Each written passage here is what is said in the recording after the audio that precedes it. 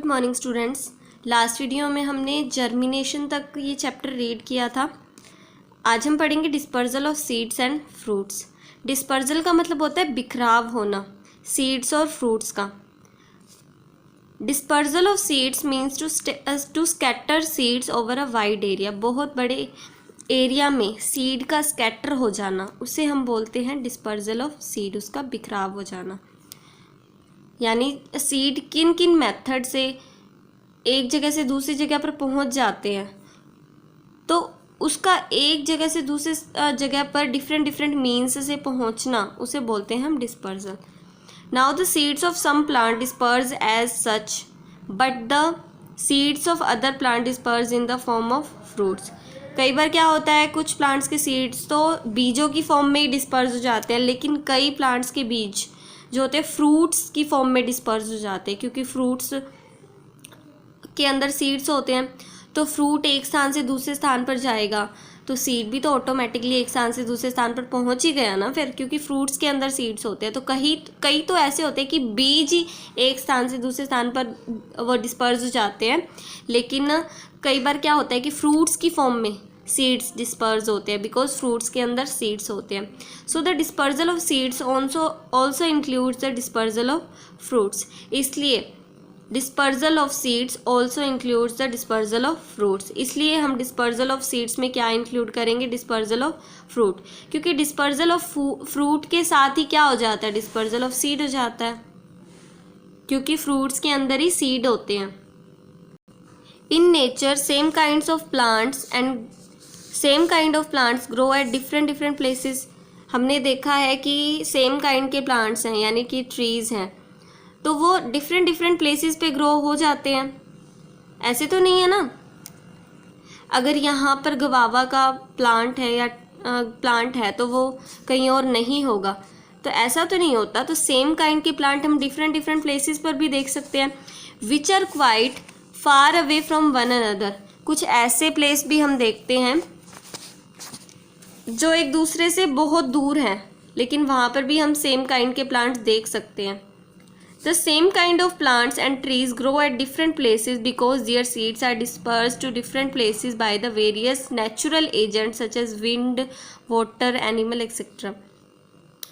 अब हम same kind के प्लांट एक जगह से दूसरी जगह पर कैसे देखे हमने। लेट सपोज हम यहाँ रहते हैं, यहाँ पर एक गवावा का प्लांट है और फिर हम कहीं और गए बहुत दूर, तो वहाँ भी हमने गवावा का प्लांट देखा। ऐसे कैसे? तो यानी कि कुछ सीड जो है, गवावा प्लांट का जो सीड है वो डिस्पर्स हुआ है, यानी एक स्थान से दूसरे स्थान पर पहुंचा है किसी मेथड से, चाहे हवा से पहुंचा हो, चाहे वाटर से पहुंचा हो, चाहे एनिमल की हेल्प से पहुंचा हो, कैसे ना कैसे तो दूसरी जगह पर पहुंचा है ना। तभी हमने सेम काइंड का प्लांट जो हमने यहाँ देखा था वो यहाँ पर देखा, यानी किसी ना किसी तरीके से जो बीज है गवावा का वो डिस्पर्स हुआ ना, एक स्थान से दूसरे स्थान पर पहुँचा, तभी हमने दूसरी जगह पर उस प्लांट सेम काइंड के प्लांट को देखा। तो देखो, we will now describe that what will happen if all the seeds of a plant were to fall at the same place and grow there. We'll also discuss the benefits which the plant get by seed dispersal. अब हम पढ़ेंगे कि क्या होगा अगर सभी के सभी बिखराव ही ना हो। लेट सपोज सभी के सभी बीज यहीं पर बिखर जाएं, अमरूद के, गवावा के, तो यहाँ पर बहुत सारे प्लांट लग जाएंगे, है ना, और स्थान पर ना पहुँचे, यहीं पर रह जाए, तो बहुत सारे प्लांट ग्रो हो जाएंगे एक ही जगह पर, है ना। तो जिसके कारण क्या होगा, वो फूड के लिए, न्यूट्रिशन के लिए, सनलाइट के लिए, मिनरल्स के लिए क्या करेंगे, एक दूसरे से compete करने लग जाएंगे, कंपटीशन करने लग जाएंगे। इसलिए जो एवरेज अमाउंट जो है सनलाइट की, मिनरल की, न्यूट्रिशन की, वाटर की, जो इन्हें मिलनी चाहिए थी वो इन्हें नहीं मिल पाएगी, है ना। तो जिसके कारण लॉन्ग टर्म में ये क्या होंगे, हेल्दी प्लांट्स नहीं होंगे फिर ये, ठीक है। अगर एक ही जगह पर ऐसे ही ग्रो कर जाएं सभी के सभी प्लांट्स, तो उन्हें सफिशिएंट अमाउंट में वाटर, एयर, सनलाइट, मिनरल्स वगैरह नहीं मिल पाते। इसलिए सीड्स का डिस्पर्जल भी ज़रूरी है ताकि ये दूर दूर हों। आप देखते होगे जब भी हम कोई फसल लगाते हैं तो थोड़ा गैप दे के लगाते हैं ना, तो इसी तरह से ऐसा नहीं है कि हम एक ही जगह पर बहुत सारे प्लांट लगा दें, ऐसे तो फिर वो फूड, वाटर, न्यूट्रिशन के लिए कॉम्पीट करने लग जाएंगे। इसलिए हम उन्हें डिस्पर्स कर देते हैं या नेचर उन्हें डिस्पर्स कर देती है, यानी एक स्थान से दूसरे स्थान पर बीजों को पहुंचा देती है किसी ना किसी मेथड से, ताकि ऐसा ना रहे कि एक ही जगह पर वो सीड्स ग्रो कर जाए और जिसके कारण फिर लॉन्ग रन में ये हेल्दी प्लांट ना रहे। तो देखो when the seeds become mature, जब सीड मैच्योर हो जाता है तो होल फ्रूट कंटेनिंग सीड और individual seed fall from the parent plant to the ground below. जब वो सीड मैच्योर हो जाता है तो या तो पूरा का पूरा फ्रूट जिसमें सीड है या फिर कोई एक आधा seed individual seed fall from the parent plant to the ground above. वो क्या होता है, पेरेंट प्लांट से नीचे गिर जाता है, या तो फ्रूट की फॉर्म में या सीधा बीज गिर जाता है नीचे। ए प्लांट प्रोड्यूस मैनी सीड, वो सीड कहाँ से आता है, जो नीचे गिरता है, तो वो तो प्लांट तो प्रोड्यूस करते हैं खुद के seed. If all the seeds produced by the plant which fall directly underneath the plant germinate, अगर सभी की सभी सीड्स, लेट्स सपोज ये कोई भी प्लांट है, इसके सभी की सभी सीड्स यहीं पर ही गिर जाएं तो क्या होगा, इस तरह के बहुत सारे प्लांट ग्रो कर जाएंगे, ये सीड जर्मिनेट हो जाएंगे, अंकुरित हो जाएंगे और बहुत सारे इसी तरह के प्लांट ग्रो कर जाएंगे, जिसके कारण इन सभी में क्या होगा, आपस में कंपटीशन होगा फूड के लिए, एयर के लिए, वाटर के लिए, और इनको सफिशिएंट अमाउंट में ये सब चीज़ें नहीं मिल पाएंगी। तो देखो if all the seed produced by the plant will fall directly underneath the plant germinate and grow there, अगर एक ही जगह पर ये सभी के सभी इसके नीचे गिरकर जर्मिनेट हो जाए और ग्रो करने लगे, a large number of new plants would grow up close together in a small area of soil, तो छोटे से एरिया में लार्ज नंबर ऑफ प्लांट्स लग जाएंगे। The large number of new plant growing together will compete with each other, ये जो large number of plants हैं जो छोटे से एरिया में लग गए हैं, ये एक दूसरे के साथ फिर कंपटीशन करेंगे फॉर वाटर, पानी के लिए, मिनरल के लिए, सनलाइट के लिए, जिसके कारण क्या होगा, वाटर की शॉर्टेज हो जाएगी, मिनरल की, सनलाइट की, क्योंकि इतने से एरिया में इतना पानी तो नहीं है ना जो इन सभी के लिए सफिशिएंट हो पाए, इतनी एयर भी नहीं है इतने से एरिया में कि इनको सफिशिएंट हो जाए, इतनी सनलाइट भी इन्हें नहीं मिल पाएगी due to insufficient water. Insufficient water के कारण, मिनरल के कारण, सनलाइट के कारण जो ये नए प्लांट ग्रो करेंगे विल नॉट बी हेल्दी, ये हेल्दी नहीं होंगे, और मैनी प्लांट्स वुड डाई, और बहुत सारे इनमें से प्लांट्स मर जाएंगे। This will harm the plant in large number because their further spreading will be prevented, इसके कारण इन प्लांट्स को नुकसान पहुंचेगा क्योंकि इन्हें वाटर की शॉर्टेज है, मिनरल, सनलाइट सभी की शॉर्टेज है, जिसके कारण इन प्लांट्स को नुकसान होगा, हार्म होगा in the long run, and because further spreading will be prevented, क्योंकि इनकी फर्दर स्प्रेडिंग क्या हो गई है, रुक गई है। In order to prevent over crowding at the same place, तो हम क्या करते हैं, इन ओवर क्राउडिंग को रोकने के लिए, ज़्यादा इन प्लांट्स की भीड़ भाड़ ना हो इस छोटे से एरिया में, तो इसको रोकने के लिए तो सीड्स, इसके जो बीज हैं या फ्रूट्स हैं, तो क्या चाहिए हमें कि ये दूर दूर बिखर जाए, दूर दूर चले जाएं इससे, इसी को तो बोला जाता है डिस्पर्सल। तो देखो the seeds and fruits of many plants have developed various ways which enable them to carry the long distance away from the parent plant, तो जो सीड्स हैं, फ्रूट्स हैं, वो अलग अलग तरीक़ों से लॉन्ग डिस्टेंस कवर कर लेते हैं पेरेंट प्लांट से, या फिर हम कह सकते हैं कि जो सीड्स होते हैं ना या फिर फ्रूट्स होते हैं बहुत सारे प्लांट्स के, वो अडेप्टेड होते हैं डिस्पर्सल के लिए इन द वाइड एरियाज़। ठीक है, वो कैसे अडेप्टेड होते हैं वो हम पढ़ेंगे अभी। अब देखो सीड डिस्पर्सल हमारे लिए बेनिफिशियल भी है, क्यों बेनिफिशियल है देखा ना अभी हमने, इसके कारण क्या होगा, ओवर क्राउडिंग नहीं होगी प्लांट्स की, उनका जो कंपटीशन है आपस में पानी के लिए, मिनरल के लिए, सनलाइट के लिए, वो रुक जाएगा, इसके कारण प्लांट्स जो लगेंगे, अगर दूर दूर लगेंगे तो वो कैसे होंगे, हेल्दी भी होंगे, है ना। इसलिए seed dispersal is beneficial to the plants, seed dispersal plants के लिए बेनिफिशियल होता है, लाभदायक होता है। क्यों, देखो seed dispersal prevents the over crowding of plant in an area, अगर सीड डिस्पर्सल ना हो, वो प्लांट के सीड्स वहीं रह जाएं तो वहीं ग्रो करेंगे, बहुत सारे प्लांट्स लग जाएंगे एक ही जगह पर, तो फिर ऐसा तो नहीं होना चाहिए। तो इसके कारण क्या होता है, सीड डिस्पर्सल के कारण अगर सीड दूर दूर तक पहुंच जाते हैं तो प्लांट्स की ओवर क्राउडिंग रुक जाती है उस एरिया में। Seed dispersal prevents the competition of water, mineral and sunlight among the same kind of plant, इसके कारण सेम काइंड ऑफ प्लांट्स में वाटर, मिनरल और सनलाइट की जो कंपटीशन है वो रुक जाता है। Seed dispersal helps the plant to grow in new places for wider distribution. Seed dispersal के कारण जो प्लांट है वो नए नए प्लेसेस में ग्रो होता है, जिसके कारण उनकी वाइडर डिस्ट्रीब्यूशन होती है, वो दूर तक के स्थानों में वो प्लांट फैल जाते हैं, यानी कि प्लांट्स को उनका खुद का नया हैबिटेट मिल जाता है। अब देखो how seeds and fruits are dispersed. अब हम पढ़ते हैं कि सीड्स और फ्रूट डिस्पर्स्ड कैसे होते हैं, उनका बिखराव कैसे होता है, वो दूर के स्थानों तक कैसे पहुंच जाते हैं। तो देखो seeds and fruits of the plant are carried away by wind. कई सारे मेथड होते हैं। तो देखो सीड्स या फिर फ्रूट्स जो हैं प्लांट्स के, उनका डिस्पर्जल कैसे हो जाता है, विंड के द्वारा, हवा, वाटर या फिर एनिमल, कोई भी मेथड इनमें से हो सकता है। तो देखो हम अलग अलग प्लांट में अलग अलग मेथड से होता है।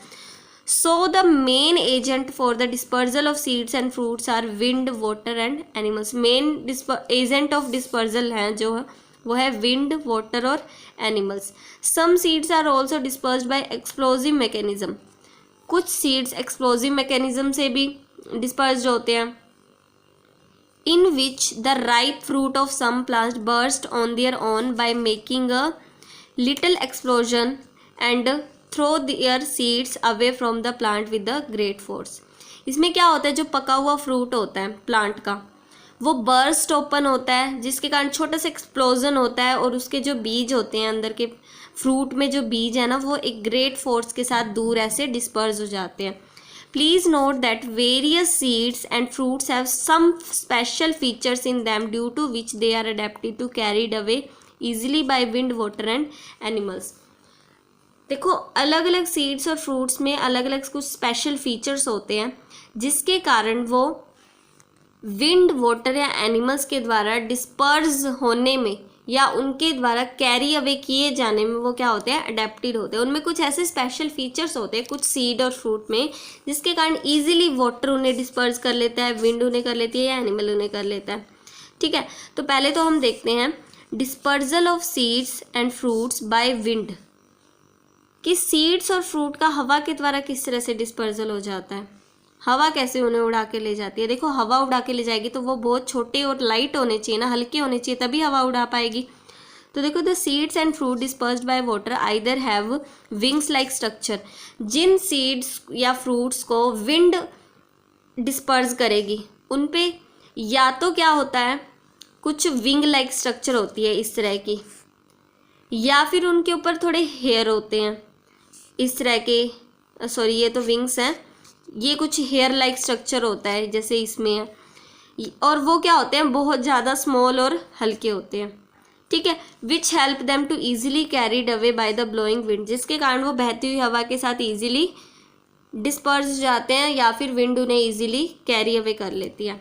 The seeds of drum stick, जो ड्रम स्टिक के सीड हैं, बीज हैं, वो क्या होते हैं, उनके ऊपर ये विंग्स होते हैं। ठीक है, ये तो बीज हो गया, उस पर ये क्या होते हैं, विंग्स होते हैं, जिसके कारण विंड उन्हें इजीली कैरी कर लेती है और उन्हें डिस्पर्स कर देती है। Hence we can say that drum stick plant has winged seed. इसलिए हम क्या कहते हैं, विंग्स है ना, तो हम कहेंगे कि ड्रम स्टिक प्लांट के विंग्ड सीड होते हैं, विंग्स होते हैं उसके ऊपर।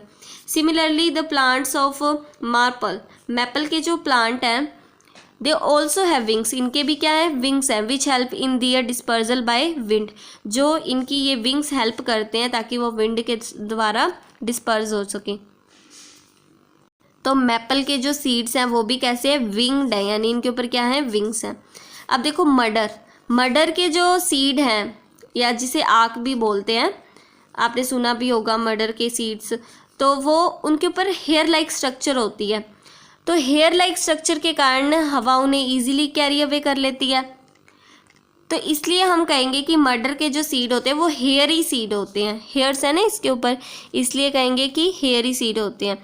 इसी तरह जो सनफ्लावर के फ्रूट होते हैं ना, सनफ्लावर के फ्रूट, उसके ऊपर भी छोटे छोटे हेयर होते हैं, जिसके कारण वो विंड के द्वारा इजीली ब्लो अवे हो सकते हैं और उन्हें डिस्पर्स कर देती है हवा। इसलिए हम कहेंगे the sunflower plant as hairy fruit. Sunflower के फ्रूट के ऊपर हेयर्स हैं, तो हम कहेंगे कि sunflower a plant has hairy fruit. इसी तरह जो कॉटन प्लांट होता है उसके ना हेयरी सीड होते हैं which can be easily carried away by wind and dispersed. अब देखो ये कौन सा है, सनफ्लावर है ना, इसका हेयरी फ्रूट है, ये फ्रूट है जो ये हेयर है इसके ऊपर, तो सनफ्लावर का जो फ्रूट है वो हेयरी फ्रूट है जिसके कारण ये हवा के द्वारा इजीली ब्लो अवे या फिर डिस्पर्स किया जा सकता है। अब देखो dispersal of seeds and fruits bye water. कुछ देखो ऐसे प्लांट्स होते हैं जो पानी के किनारे, वाटर के किनारे उगते हैं, जैसे कि कोकोनट का प्लांट है जो, वो क्या होता है आपने देखा होगा सी शोर के किनारे ही उगता है ना, सी शोर वाले एरियाज़ में उगता है, तो उनका जो फ्रूट गिरेगा वो पानी में गिरेगा, यानी समुंदर के किनारे है तो वो समुंदर में गिर जाएगा ना, तो पानी के द्वारा वो क्या हो जाएगा, एक स्थान से दूसरे स्थान पर पहुंच जाएगा। तो फिर हम देखते हैं कि ज़्यादातर जो कोकोनट के ट्री होते हैं वो समुद्र के किनारे ही होते हैं, क्योंकि पानी उसे बहा कर ले जाता है और किनारे पर छोड़ देता है, जिसके कारण वो जर्मिनेट होकर एक नया प्लांट बन जाता है। तो अब देखो the seeds and fruits of some plants are dispersed by water. कुछ प्लांट्स के जो सीड्स या फिर फ्रूट्स हैं वो पानी के द्वारा डिस्पर्स किए जाते हैं। The seeds and fruits which are dispersed by water develop floating ability in the form of spongy and fibre outer quotes.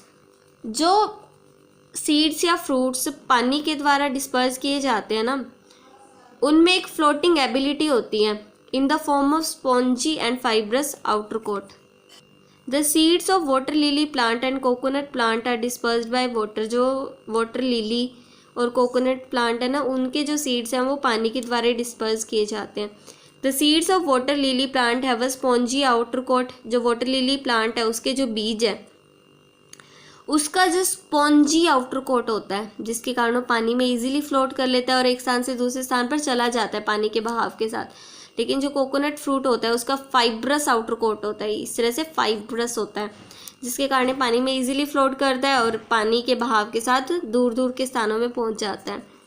Coconut fruits floating in the sea water are carried hundreds of kilometre away from the sea current to the other parts of the land. जो coconut fruit है वो समुद्र के पानी के साथ बहता हुआ हंड्रेड्स ऑफ किलोमीटर दूर पहुंच जाता है। It is due to the dispersal of coconut fruit by sea water. क्योंकि जो कोकोनट फ्रूट है वो समुद्र के पानी के साथ डिस्पर्ज हुआ ना, has the coconut tree grow in all the coastal areas. इसलिए हम देखते हैं कि सभी कोस्टल एरियाज में कोकोनट के ट्री ग्रो हो जाते हैं। अब देखो dispersal of seeds and fruits by animals के, एनिमल्स के द्वारा किस तरह से डिस्पर्जल होता है। Some fruits develop hooks on their surface by which they get attach to the hairy bodies of passing animals. कुछ जो फ्रूट्स होते हैं ना उनकी सरफेस पे हुक लाइक स्ट्रक्चर होती है इस तरह की, तो जो भी पासिंग एनिमल्स है वो उनकी हेयरी बॉडी पर अटैच हो जाते हैं और जहाँ जहाँ वो एनिमल्स जाएंगे उन जगह पर ये सीड्स पहुँच जाते हैं and carried away to the distant places. इसलिए एनिमल्स की बॉडी के साथ ये चिपक जाते हैं हुक लाइक स्ट्रक्चर से, और एनिमल्स दूर दूर जाते हैं तो उनके साथ उनका सीड्स का भी डिस्पर्जल हो जाता है। These fruits may be carried several kilometers by moving animals because they are rubbed off from their body and fall to the ground. ये जो फ्रूट्स हैं इस तरह के वो सेवरल किलोमीटर दूर तक जा सकते हैं, काफ़ी किलोमीटर दूर तक जा सकते हैं बाय मूविंग एनिमल्स के द्वारा, क्योंकि उनकी बॉडी से वो जब सीड रब ऑफ होगा और ग्राउंड पे गिर जाएगा। When the fruits are dispersed by animal, जब फ्रूट एनिमल्स के द्वारा डिस्पर्स्ड होता है the seed present in them are automatically disperse. जब फ्रूट डिस्पर्स हो जाएगा तो फ्रूट के अंदर ही तो सीड है, तो सीड भी डिस्पर्स हो जाएंगे। The fruits of xanthium and urena plants are covered with numerous hooks due to which they are dispersed by animals. Xanthium और यूरेना प्लांट्स हैं जिनके जो जिनके जो फ्रूट्स होते हैं ना उनके ऊपर न्यूमरस हुक लाइक स्ट्रक्चर होती है, जिसके कारण वो एनिमल्स के द्वारा डिस्पर्स कर दिए जाते हैं। अब देखो dispersal of seeds by explosive mechanism. Explosive mechanism से बर्स्ट ओपन होने से कौन कौन से सीड डिस्पर्स होते हैं। व्हेन सम फ्रूट्स राइपन, जब कुछ फ्रूट पक जाते हैं ना, कुछ ऐसे फ्रूट है जिनमें एक्सप्लोजिव मैकेनिज्म होता है सीड के डिस्पर्जल के लिए, जब वो फ्रूट राइपन हो जाते हैं, पक जाते हैं, Strain is set up in their wall until the fruit splits into 2 halves.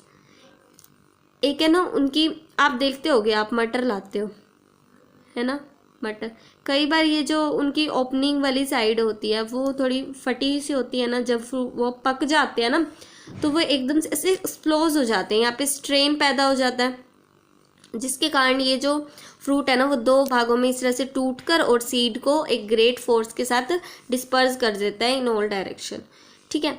Thus some seeds are dispersed when their fruits burst open with a sudden jerk. तो 2 ऐसे आपको बताए गए हैं एग्जाम्पल एक्सप्लोजिव मैकेनिज्म के द्वारा जिनका डिस्पर्जल, जिनके सीड्स का डिस्पर्जल होता है, वो है castor and balsam. The ripe fruits of castor plant burst suddenly with a jerk and scatter the seeds far off from the parent plant. जो कैस्टर प्लांट का राइप फ्रूट है, पका हुआ फ्रूट है, वो एक ग्रेट फोर्स के साथ बर्स्ट ओपन होता है, जिसके कारण जो उसके अंदर वाले सीड होते हैं वो फार ऑफ फॉल हो जाते हैं, यानी पेरेंट प्लांट से दूर हो जाते हैं। Similarly the ripe fruit of balsam plant burst suddenly with the jerk. इसी तरह से जो बाल्सम प्लांट होता है उसका जो पका हुआ फ्रूट होता है ना वो भी एक ग्रेट फोर्स के साथ बर्स्ट ओपन होता है, जिसके कारण जो उसके सीड होते हैं पेरेंट प्लांट से दूर हो जाते हैं।